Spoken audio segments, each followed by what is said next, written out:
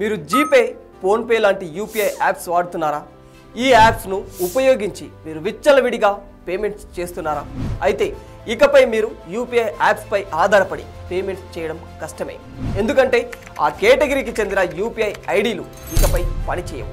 National payments corporation of India NPCI కొత్త rules తీసుకొచ్చింది. దీంతో ఫిబ్రవరి నుంచి కొందరి యూపీఐ ట్రాన్సాక్షన్స్ బ్లాక్ అవ్వబోతున్నాయి. అసలు యూపీఐకి సంబంధించిన కొత్త నిబంధనలు ఏం చెబుతున్నాయి? ఎవరి యూపీఐ ఐడీల ట్రాన్సాక్షన్స్ పనిచేయకుండా పోతున్నాయి? NPCI విధించిన కొత్త రూల్స్ వివరాలు తెలియాలంటే ఈ వీడియోని ఎక్కడా స్కిప్ చేయకుండా చివరి వరకు పూర్తిగా చూడండి. ప్రపంచవ్యాప్తంగా డిజిటల్ పేమెంట్ల విధానం చాలా వేగంగా పెరిగిపోతోంది. మరీ ముఖ్యంగా యూనిఫైడ్ పేమెంట్స్ ఇంటర్ఫేస్ యూపీఐ పేమెంట్లు అధికంగా జరుగుతూ ఉన్నాయి. యూపీఐ అనేది ఇప్పుడు భారతదేశం సహా అనేక దేశాల్లో ట్రాన్సాక్షన్స్ కొనసాగిస్తున్నారు. జీపే, ఫోన్పే, పేటిఎం లాంటి థర్డ్ పార్టీ యాప్స్ ద్వారా ఈ యూపీఐ పేమెంట్లు చేస్తూ ఉంటాం. నగరాల్లోనే కాకుండా గ్రామీణ ప్రాంతాల్లో కూడా యూపీఐ లావాదేవీలు ఎక్కువగా జరుగుతూ ఉన్నాయి. కనీసం టీ తాగినా కూడా యూపీఐ ట్రాన్సాక్షన్ చేస్తూ ఉన్నాం. చిన్న కిరాణా షాప్ నుంచి పెద్ద పెద్ద ట్రాన్సాక్షన్ల వరకు వీటిని వాడుతూ ఉన్నాం. ఈ లెక్కన యూపీఐ ద్వారా నిత్యం కోట్లలో ట్రాన్సాక్షన్లు జరుగుతూ ఉన్నాయి. ఒక్కొక్కరు 2-3 యూపీఐ యాప్స్ ఉపయోగిస్తూ ఉన్నారు. ఇలా ఎక్కువ యాప్స్ వినియోగిస్తున్న వారు ఈ విషయం ఖచ్చితంగా తెలుసుకోవాల్సిందే. ఎందుకంటే ఇందులో కొన్ని యూపీఐ ఐడీలు పని చేయకుండా పోతున్నాయి. తాజాగా యూపీఐ లావాదేవీలకు కొత్త మార్గదర్శకాలను ప్రకటించింది national payments corporation of India. దీనికి సంబంధించి కొత్త మార్గదర్శకాలను 2025 జనవరి 9న NPCI ఓ సర్క్యులర్ను జారీ చేసింది.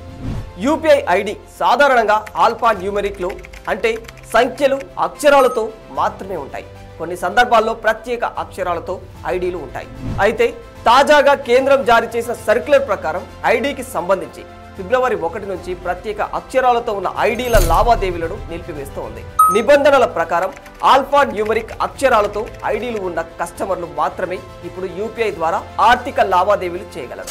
అంటే వినియోగదారులు తమ యూపీఐ ఐడీల్లో capital A to Z, small a to Z మధ్య అక్షరాలతో పాటు 0 to 9 మధ్య సంఖ్యలను ఉపయోగించి ఐడీలను కలిగి ఉండాలి. అలా కాదని #,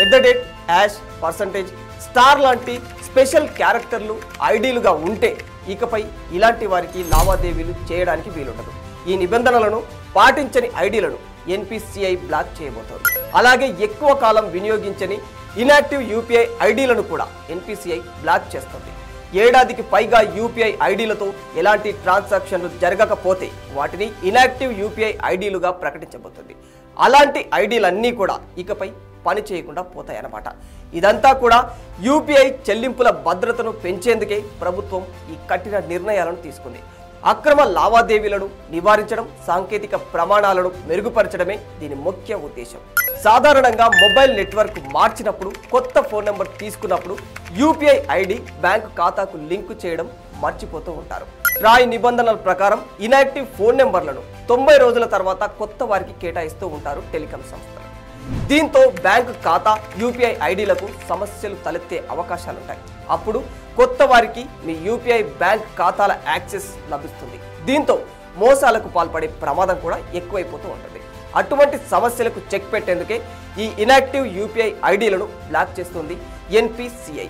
12 నెలలు అంతకంటే ఎక్కువ కాలం పాటు ఇనాక్టివ్గా ఉన్న యూపీఐ ఐడీలను క్లోజ్ చేస్తూ ఉన్నారన్నమాట. అయితే ఈ సందర్భంగా యూపీఐ ప్రొవైడర్లు ఎవరైతే ఉన్నారో వారు ప్రస్తుతం గత ఏడాదిలో ఎలాంటి ఆర్థిక లావాదేవీలు నిర్వహించని మొబైల్ నంబర్లు, వాటితో పాటుగా యూపీఐ ఐడీలను గుర్తించే పనిలో పడ్డారు.